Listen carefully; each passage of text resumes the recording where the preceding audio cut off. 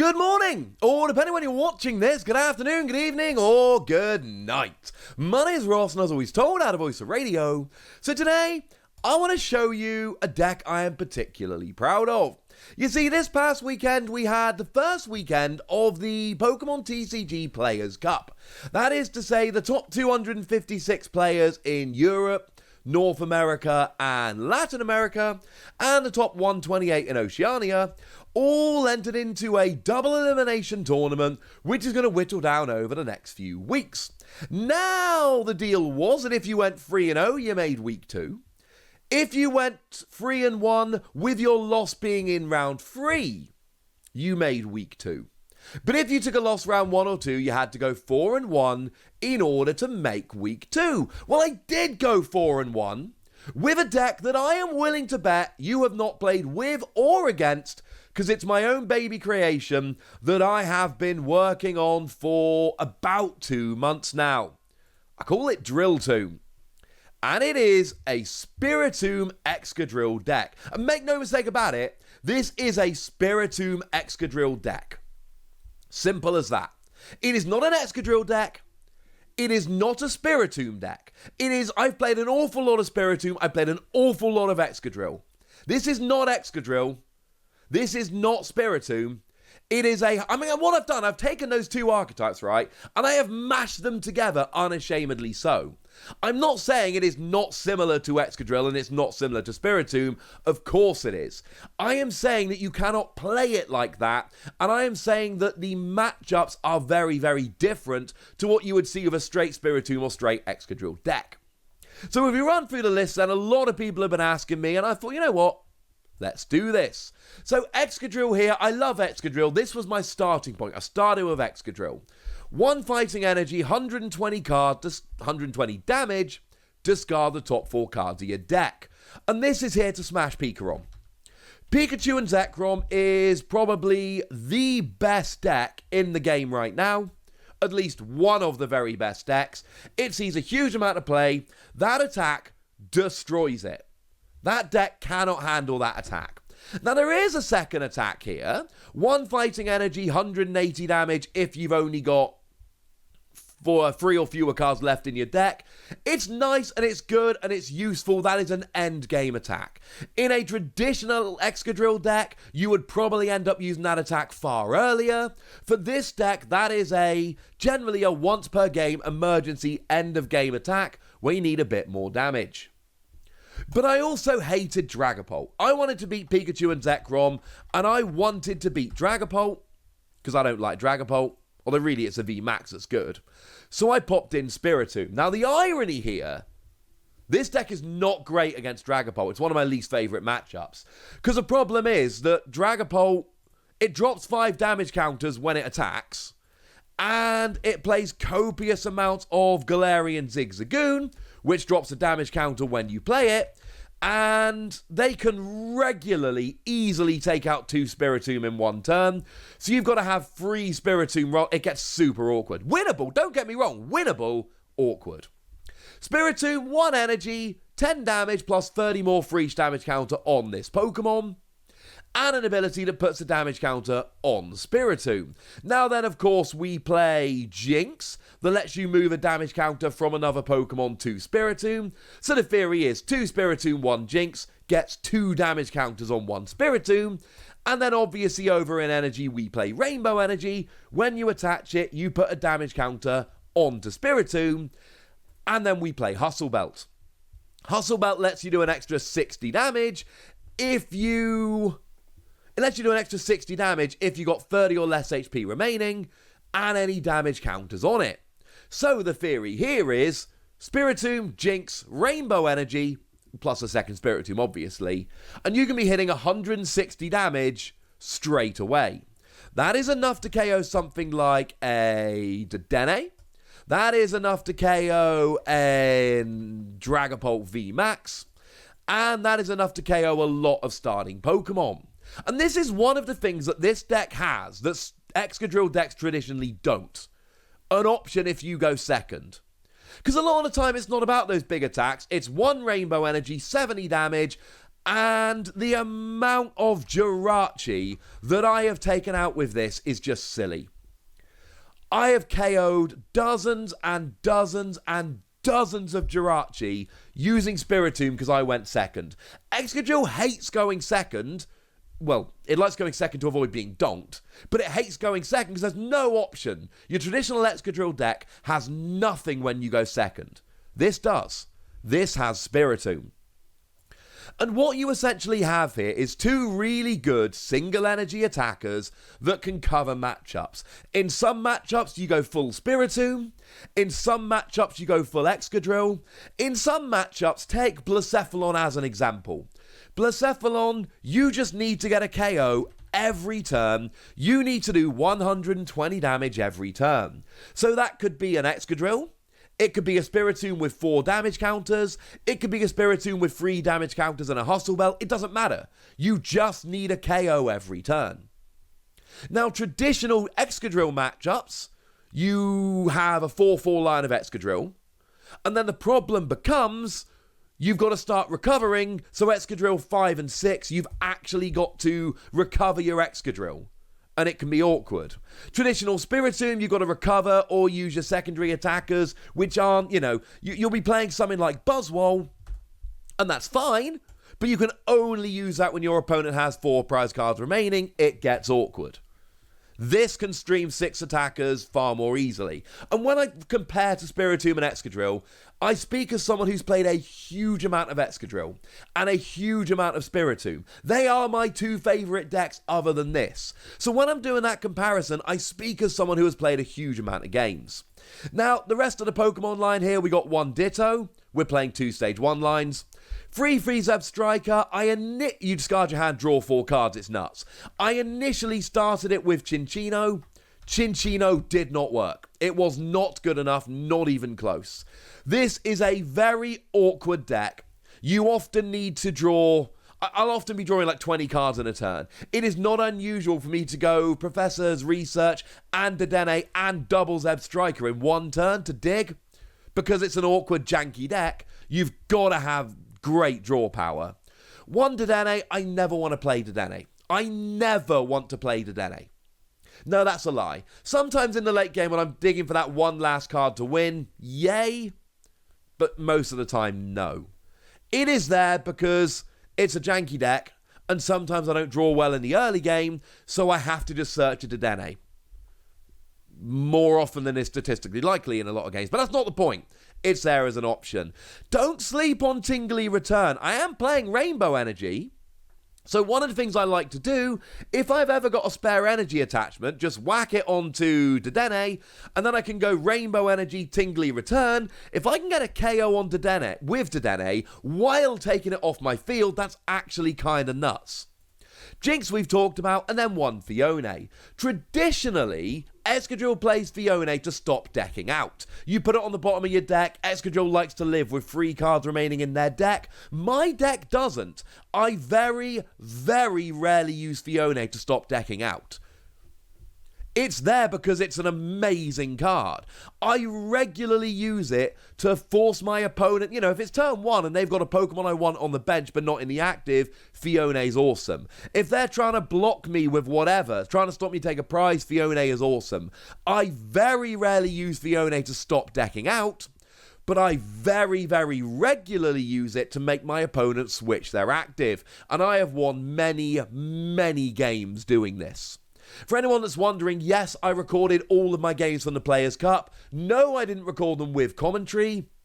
It's too stressful, I can't do it. When I'm really zoned in playing, I cannot commentate in an entertaining manner at the same time. So what I do instead is I record the games, and they will be going up, fingers crossed there's no technical issues, they'll be going up later today with full commentary. So that's my Pokemon line. Energy, we're playing 4 Rainbow for Spiritomb, it's non-negotiable. No, I don't want to put a damage counter onto Excadrill. Because I'm playing a weird hybrid 2 decks mashed together, there are some things I've got to accept. And I've got to accept Rainbow Energy for Excadrill, even though I only want it for Spiritomb. 2 basic fighting, 2 basic darkness. There are way too many things out there which are hostile to special energy. Xurkitree, for instance. I actually know that my first round next week is against a Pikarom deck. It's a very favourable matchup. They play Xurkitree. Xurkitree blocks special energy, and incidentally it is an open deck list tournament. So if my opponent looks and I'm only playing special energy, they just put a Xurkitree active and I instant lose the game. Not to mention mill decks, I play a bunch of recovery, I can get these energy back. You need basic energy, and because it is half Spiritomb, half Excadrill, it's got to be 2 of each. I initially went 3 of each, cut down to 2 to create a space in my deck, so I added in a random unit energy. I have very few gold cards on my PTCGO account, but I happen to have this one, so I'm playing it because why not? I don't really want to play a unit energy, but the alternative is Aurora energy, and I've got to discard a card from my hand to play it, so guess I'm playing unit energy. Now, in terms of trainers, and this trainer line is a mess, right? Now, some things are not messy. 4 Professor's Research, discard your hand, draw 4 cards. 4 Marnie, both players shuffle the hand, put them on the bottom of the deck. I get 5 cards, you get 4. They are the 2 best draw supporters in the game. There is nothing controversial there. 3 Hustle Belt are necessary for Spiritomb. You've got to play Hustle Belt. I want to play 4. I have lost plenty of games because I whiffed Hustle Belt. But the fact of the matter is, Hustle Belt is great for Spiritomb, terrible for Excadrill. So when I'm against Pikachu and Zekrom and things of that nature, I'm never dropping Hustle Belt. So I've got to cut down to 3 to make space. I don't want to, but I have to. 1 Air Balloon. I want to play more switching cards. Obviously, I want to play more switching cards. But the fact of the matter is, I can only afford the 1. Why Air Balloon? Because it stays in play. I don't really want to play Air Balloon. I'm basically having to play it because of Diancie and because of Jinx, who have retreat cost of 2. No, they don't. Jinx has a retreat cost of 1. I'm playing it because of Diancie. I'm remembering a game I played the other day where my opponent dropped an Absol to increase my retreat cost. And then it was 2. I don't want to play Diancie, really. Oh, we didn't mention Diancie a minute ago, did we? Ha! Diancie does an extra 20 damage. It is absolutely vital in some matchups. Excadrill does not 2-hit KO a Mewtwo and Mew until you drop this, and then it does. And that's the case for a bunch of tag teams, incidentally. Similarly, if Pikachu and Zekrom goes and drops a big charm onto themselves to give extra HP, I will whiff a KO without Diancie. If my opponent drops a Raichu and a Alolan Raichu, I will whiff a KO without Diancie. Diancie just hits the numbers. I don't drop it in an awful lot of games, but I've got to play it for the games where I do. Sorry, I missed that going through the Pokemon line. My apologies. So, yeah. Air Balloon, you've got to have it for Diancie, otherwise I'll be playing U-turn board. You need something to retreat. Obviously, I'm not playing many switching cards. Like I say, I am playing a janky double deck, 2 decks mashed together. I've got to make some compromises. Boss's orders to gust my opponent's Pokemon in the active 2 is fairly standard. I feel alright about that. 1 copy of Brock's Grit. I need Brock's Grit. It gets Pokemon and basic energy back. And remember, Excadrill discards the top 4 cards of your deck when you attack. I hate random discard, but you've got to for Excadrill. Plus, Zebstrika is a very aggressive card that discards your entire hand. You will often discard cards you don't want to discard, but Brock's Grit has got your back when you do so. Similarly, 2 copies of Ordinary Rod. Now, your traditional Excadrill will play 4 copies. I don't have space. I want 4 Ordinary Rod in this deck. I definitely want 4 Ordinary Rod. But the fact of the matter is, I don't have space. So I only play 2. I'm sorry. 2 copies of Palpad. They recover my supporters. Again, like we just talked about with the Pokemon and energy recovery, I am going to end up discarding supporters I don't want to discard. Palpad's got my back. Yes, obviously there are games when I lose both my boss's orders and both my Palpads super early. It sucks, what can you do? In terms of Pokemon search, we got 4 Quick Ball, they get my basics, and 4 Great Ball that get anything. I don't really like Great Ball, but early game getting your basics is too important. If I'm playing against Pikachu and Zekrom, if I can set up 3 Excadrill, 3 Zebstrika, I win that game. 99 times out of 100. There are other matchups where if I can set up 3 Spiritomb, 1 Jinx, 2 Zeb Striker, I win. And I know the matchup well enough to know that I win. So I've got to play a lot of Pokemon Search. I don't really like playing one Pokemon Communication. I've played 0, I've played 2. The list I ended up with plays 1. I'm not a huge fan. There are way too many turns I don't have a Pokemon in hand when I play it. Well, when I want to play it, and then I can't. It swaps a Pokemon in my hand for one in my deck. I don't want to play Pokemon Communication, but I need a 9th Pokemon Search, and that's the best option we've got so far. And then we end up, I believe that's everything, except for Grimsley. Now, when I cut down from 3-3 to 2-2-1, I opened up a space in my deck. And that space has been many things. It's been a second Pokemon Communication. It has been a Cynthia, just to give me an extra draw supporter. And honestly, they are probably the 2 best choices, I'll be honest with you. It has, for about a 4-day stretch at one point, it was Wobbuffet to turn off Prism Stars, like Ditto, like Tapu Koko, like Diancie, etc. And I won a bunch of games because I played Wobbuffet. It has been a number of things. I ended up settling on Grimsley. Why Grimsley? Well, what Grimsley does, it moves 3 damage counters from one of my opponent's Pokemon to another. But bear in mind, because I'm playing Palpad, I can reuse this. Honestly, if I'm not playing a consistency card, there's a strong argument it should be Tool Scrapper. But the issue I've always got with things like Tool Scrapper is I'm not playing any item recovery. But I'm playing 2 Palpad. In games when I want Grimsley, it is very, very likely that I'm going to find it. And I know that because I've played this deck a lot. It's a Spiritomb counter. Spiritomb wants 3 damage counters on most of the time for Hustle Belt, and because that's often how you hit the numbers. If my opponent's got 3 damage counters on 2 Spiritomb, I move all of them over to 1 Spiritomb. And that does 2 things. Number 1, it gets me a KO. Number 2, it means that they end up with a Spiritomb with no damage on, which means they've got to start the whole damage getting process again, which, trust me, is super awkward.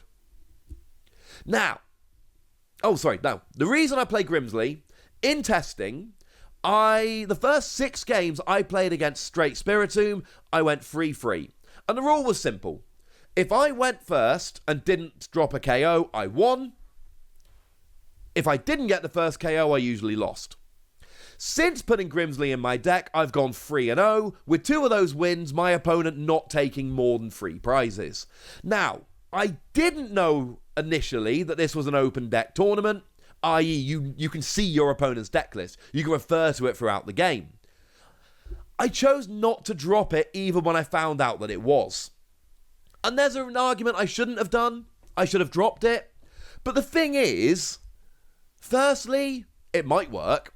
And secondly, let's say my opponent just keeps 2 damage counts on all of their Spiritomb.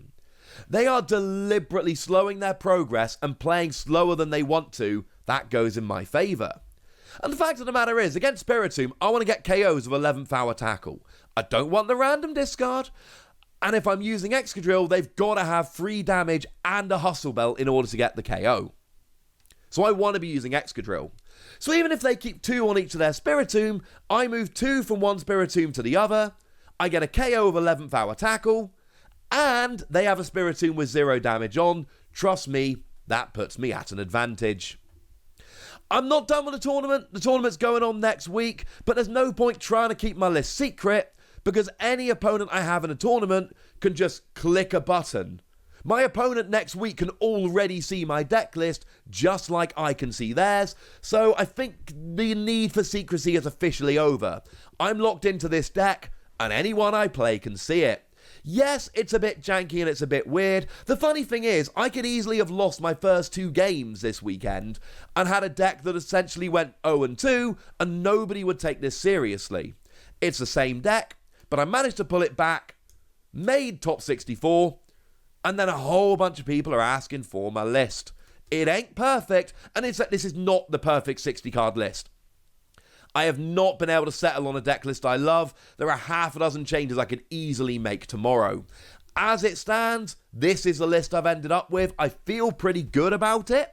I like the deck. It's got some phenomenal matchups, and it's got some terrifying ones. But the good news is that later on today, I'm going to show you all of my games from round 1 of the Players' Cup, or week 1, so you can see the deck in action for itself. For now, I just want to know what you think about the deck, what changes you would make, and whether you think it looks any good. So go nuts in the comment section, but be nice! And then make sure you like this video, subscribe to this channel, follow me on Twitter at TheWasi, and Twitch for some live action at twitch.tv/PTCGRadio. If you want to support the channel, get some bonus pods and all kinds of fun stuff, head on over to patreon.com/PTCGRadio, where you can do exactly that. But by far the most important thing as always, look after yourselves till next time, would ya? Thank you very much for watching. My name's Ross, and you've been watching PTCG Radio. Bye.